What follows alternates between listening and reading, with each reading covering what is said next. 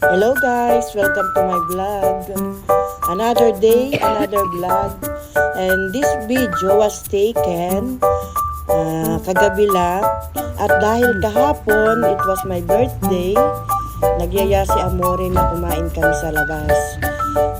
Dinner outside kasi may work si Amore na lunch ng umaga. Kaya hindi kami pwede ng lunch. Kaya dinner na lang ang aming napili. Dito nga pala kami kumain sa restaurante Yuol Jata na malapit lang dito sa aming bahay. Bali kayang-kayang lakarin naman.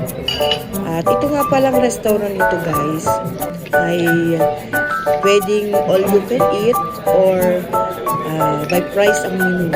Pero mas pinili namin at mas naisip namin na all you can eat na lang kasi hindi naman kami malulugi sa dami na kami na order.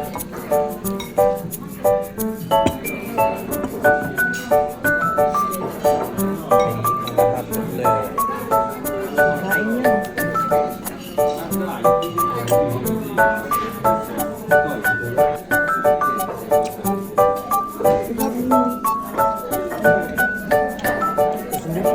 Kurang na naman.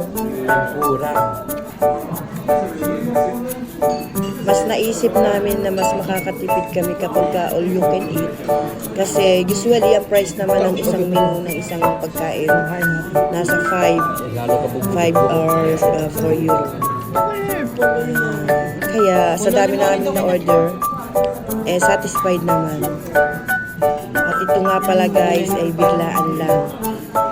Tumawag lang sa akin yung kagabi si Amore at sinabi magpa-reserve ako kaya it was 5 PM at tinawagan ko agad ang restaurant at tinanong ko meron pa silang posto place para sa aming apat at sinuwerte naman at nakakuha kami ng reservation posto dahil hindi rin naman special occasion kaya kukunti rin naman lang kumakain sa mga ganyang restaurant. Hindi ako masyadong nakapag-video habang kumakain kasi gutom na rin kami niyan. Pero na-upload ko naman yung mga pictures ng mga pagkain kinain namin dyan. Bale, nasa 130 euro ang binayadan ko kasi kaming apat sa 30 ay 120 euro.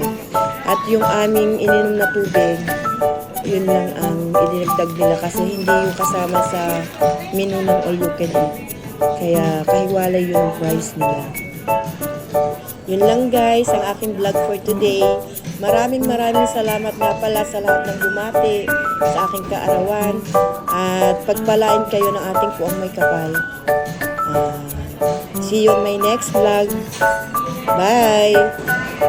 Ciao! Ciao a tutti! Thank you for watching. Kami dalawa.